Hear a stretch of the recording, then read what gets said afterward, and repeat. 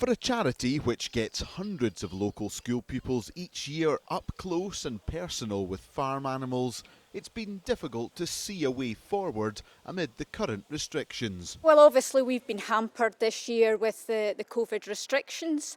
So that stopped us getting out on the farm, it stopped our volunteers getting into the classroom.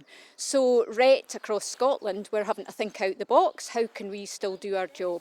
Unable to take schools to the steading, they've taken the sights and sounds of the steading to schools. A tour of their own family farm for 3 local primaries, believed to be the first in Scotland.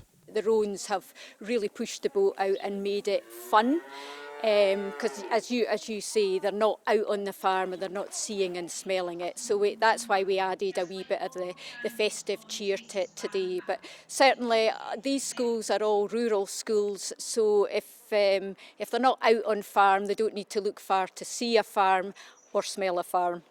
How long does it take to milk all the cows in one milking? Okay, and one Do you milking. ever milk at night time? Right, so we have a full-time dairyman and he will start milking at 4 in the morning and he should be finished by 7:30. The younger generation got the chance to introduce classmates and other schools to some new arrivals, all here keen to share their way of life. I don't think we realise just how lucky we are, like our family, that we get to grow up in this, and I think with COVID's made it realise just how fortunate we are living on a farm and being to bring up my kids up here.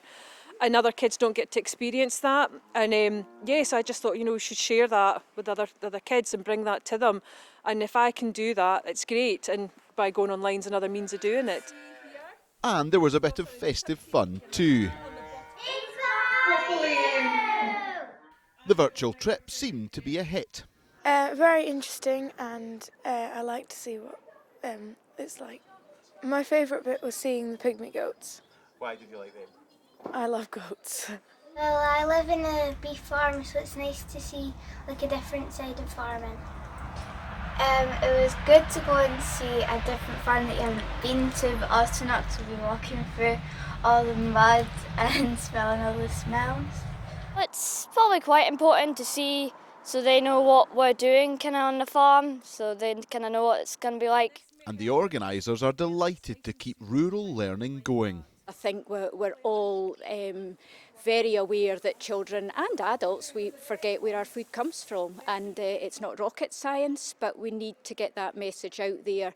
Come out on farm, see how your food's produced. Until normality returns, farm tours from the comfort of the classroom could continue for some time.